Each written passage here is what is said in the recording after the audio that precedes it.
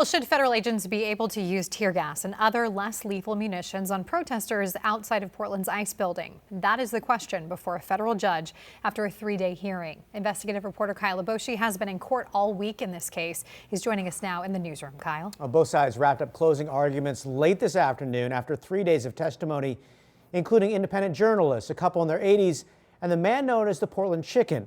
No cameras were allowed in the courtroom. Yes, sir. For the first time, we're seeing body cam footage and hearing from the federal officers protecting Portland's ICE building through videotape depositions, their faces obscured by the court for safety reasons. Lawyers representing protesters argue the federal agents used excessive force, violating protesters' protected speech. They point to January 19th, when officers appeared to violate their own policies by pepper spraying nonviolent protesters outside the facility. Did you see anybody engage in violence in this video? I did not see any violence in this video. Did you see protesters engaged in passive resistance in this feed? Yes.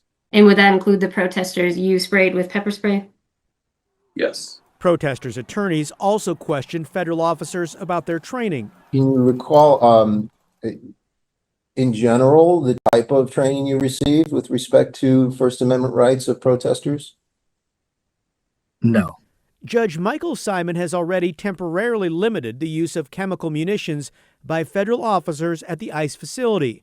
Now, protesters, including Jack Dickinson, also known as the Portland Chicken, are asking him to extend those restrictions by issuing a preliminary injunction. I just fundamentally refuse to believe that the only way you can keep a building like that operational is to gas a city over and over again. Lawyers for the Department of Homeland Security argue officers are protecting the building, and sometimes the use of force was necessary. They claim tear gas and other munitions are important tools to prevent violence and keep officers safe. Federal lawyers did not call a single witness, instead relying on court filings and depositions. Judge Simon is expected to rule in the coming days. No matter the outcome, though, the case is likely to be appealed. All right, Kyle, thanks a lot.